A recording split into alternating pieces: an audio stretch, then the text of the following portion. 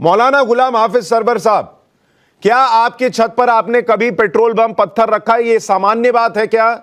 मुसलमान के घर पर पत्थर पेट्रोल बम मिलना, ये जो हो रहा है, ये आपको देश के लिए खतरा दिखता है? सर आपने तो सवाल और जवाब दोनों बोल दिया। सरकार चाहे तो पेट्रोल बम भी छत पर मिलेगा, सरकार चाहे तो AK-47 भी मिलेगा, सरकार चाहे तो कुकर बम भी मिलेगा, सरकार चाहे तो सब कुछ होगा। और अभी जो भी नजारा आपने अभी एक मिनट नहीं, अभी रुक जाइए, एक मिनट नहीं, आप रुकिएगा पहले। अभी आपने योगी आदित्यनाथ जी का एक बयान सुनाया कि रमजान भी है, रामनवमी भी है और इतने जुलूस भी निकले और उपद्रव तो बहुत दूर की बात है, क्यों भी नहीं हुआ, परिंदा ने भी पर नहीं मारा। इसका मतलब मध्य प्रदेश में, राजस्थान में, बिहार में, गुजरात में जहां जहां से जो तस्वीरें आ रही है वो सब सरकार के द्वारा प्रायोजित और सुनियोजित और सुसज्जित है। ये तो आपने स्वयं तस्लीम कर लिया, स्वयं मान लिया। आप हमसे क्यों पूछ रहे हैं? मैं आपसे इसलिए पूछ रहा हूँ, मैं आपसे इसलिए पूछ रहा हूँ, अभी सुनिए मेरी बात सुनिए। आपने अब कुछ प्रश्न उठाए तो उसका जवाब सुनिए। आपने कहा कि योगी आदित्यनाथ ने नहीं होने दिया, बिल्कुल ठीक आप कह रहे हैं कि राजस्थान की सरकार को भी रोकना चाहिए था, मध्य प्रदेश की सरकार को भी रोकना चाहिए था। सुन लीजिए मेरी बात, सुन लीजिए ना। अभी योगी जी जैसा बुलडोजर चला रहे ना, वो मॉडल अभी सब जगह लागू हो जाएगा तो वहां भी यही मामला होगा।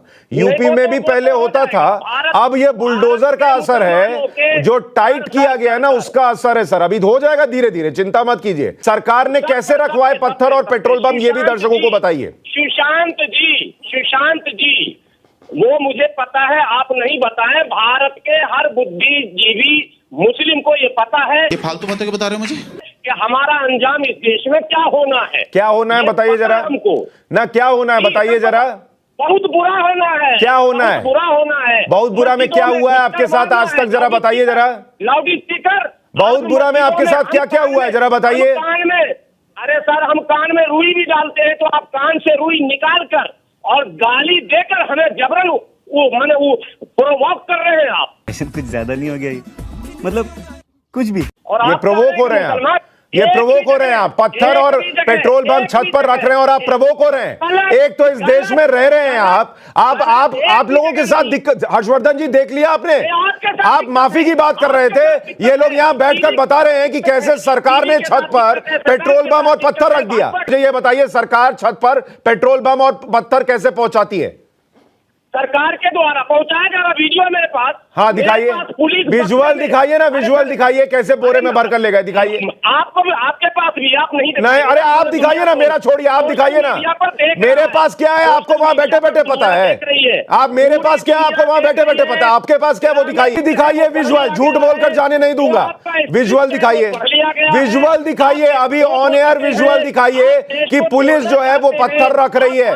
विजुअल दिखाइए। भारत के मुसलमान बोल रहे हैं, उसके आगे बढ़िए। और संविधान पर आस्था रखते हुए जीने नहीं देना चाहते हैं आप। संविधान पे आस्था रखने वाले घर में पेट्रोल बम नहीं रखते। विजुअल दिखाइए, हाफिज सरवर विजुअल दिखाइए।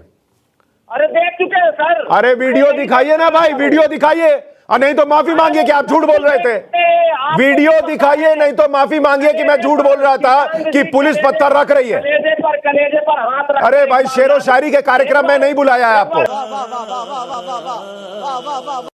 फैक्ट्स पर बात करना है तो बोलिए। इसका मतलब इस आदमी के पास वीडियो नहीं है, ये आदमी झूठ बोल रहा था। अभी जो इसने कहा कि पुलिस को पत्थर रखते हुए वीडियो है छत पर, वो वीडियो इस आदमी के पास नहीं है। इस आदमी का बयान अपने दिमाग से निकाले, ये व्यक्ति टीवी पर बैठकर झूठ बोल रहा था। चल झूठा। और हाफिज सरवर साहब अभी आपको फिर मौका दे रहा हूं, वीडियो है तो निकाल के रखिए और दिखाइए। कपिल कुमार जी, मुझे मत मौका दीजिए। अरे भाई एक्टिंग कीजिए कहीं और जाकर, एक्टिंग का शो नहीं है ना, चर्चा कीजिए, करना है तो कीजिए, एक्टिंग मत कीजिए। कि इनके आगे जो आपने इस्लामिक स्कॉलर लिख रखा है ना ऊपर, उसको हटा के उसकी जगह वहां पे गजवा हिंद वाला लिख दीजिए। समझे आप? ये इस्लामिक स्कॉलर अपने को बोलते हैं। मुझे बताइए कि इस्लाम की कुरान के अंदर कहां पे ये लिखा हुआ है कि किसी दूसरे धर्म वालों का जुलूस निकला जाएगा शांतिपूर्वक तो उसके ऊपर ये पत्थर और बम फेंकेंगे? मतलब थोड़ी सी शर्म आनी चाहिए हम लोगों को। मतलब एकदम शर्म घोल के पी गए हैं आप लोग यार। ये पता नहीं कौन से इतिहासकार को आपने बैठाया, गोडसे वाले चचा बैठे हुए हैं ये चिल्ला बकवास मत करिए और सोसाइटी में ऐसे लोगों से बहस नहीं करूंगा। गोडसे वाले इन पाकिस्तान के एजेंटों को हटाइए यहाँ से। गोडसे वाले चचा एकदम खामोश बैठना। चुप कर पाकिस्तान के एजेंट। आमिर रशीदी, आपको भी मैंने बुलाया है, उनको भी मैंने बुलाया है। आपको अपनी बात कहनी है कीजिए। आपको कोई जिन्ना की औलाद और दूसरी चीज नहीं कह रहा और ना मैं कहने दूंगा। आप दूसरे को डिफेम मत कीजिए, अपनी बात कहिए। कौन क्या है नहीं है, आपका सर्टिफिकेट नहीं चाहिए, आप अपनी बात कहिए। मैं वही कह रहा हूं कि आप बैठ करके एक प्रोपेगेंडा चला रहे हैं यहाँ पर। आपको दिख रहा है कि आप पत्थर किए गए। अच्छा, ये कौन सा तरीका है कि रमजान के महीने में जहां पर असर की नमाज हो रही हो वहां पर आप जुलूस लेकर के जाएं? आपने कोई स्टोरी चलाया कि मस्जिद के गुंबद पे बैठ करके चढ़ करके वहां भगवे झंडे लगाए गए? सुनिएगा पहले मेरी बात पूरी। उसके बाद 20 वीडियोस चल रहे हैं सोशल मीडिया पे जहां मस्जिद के सामने आपत्तिजनक नारे लगाए गए। समुदाय विशेष को बोला गया कि पाकिस्तान भेजेंगे, टोपी वालों को पाकिस्तान भेजेंगे। अगले दिन वहां पर मकान गिरा दिए गए बुलडोजर से। वहां का एसपी खड़ो के ऑन वीडियो ऑन कैमरा कह रहा है कि मैं इनके मकान गिरा दूंगा। किसी के बाप का हिंदुस्तान है? देश कानून से चलेगा या किसी के एक आइडियोलॉजी से चलेगा? आपको बहुत धैर्य से सुना। आप दिखाइए मुझको। आमिर रशीदी, मैंने आपको धैर्य से सुना, अब मेरा जवाब सुनिए। समुदाय विशेष के खिलाफ जहर उगलेंगे। समुदाय विशेष बोलकर अपने जहर को दबाने की जरूरत नहीं है। मुसलमान डायरेक्ट बोलिए। गजब बेइज्जती है। मैं छुपा छुपा के बात नहीं करता, सीधी सी बात, पहली बात।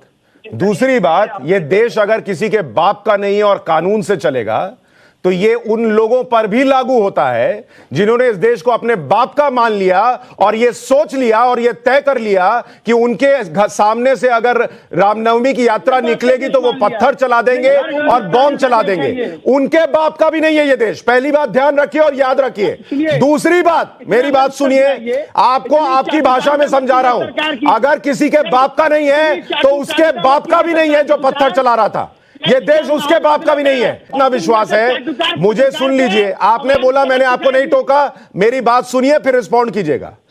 तो बाप का देश उनका भी नहीं है जो पत्थर और पेट्रोल बम चला रहे हैं।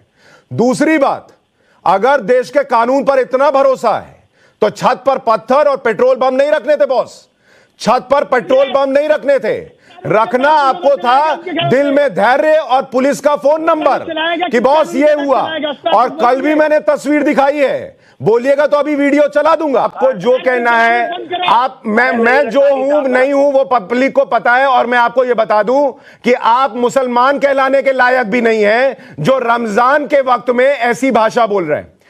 सही पकड़े हैं। इसलिए तुम मुझे क्या कहते हो, मैं भाई तुम सुनो, तुम मुझे क्या कहते हो मुझे नहीं पता, पर मैं तुम्हें अभी अपनी डिबेट से लात मार के निकाल रहा हूं। गेट आउट, गेट आउट इस शब्द को सुनो। और इसलिए निकाल रहा हूं क्योंकि तुम्हारी भाषा सभ्य नहीं है।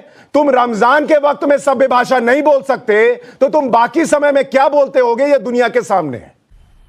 मजा आया।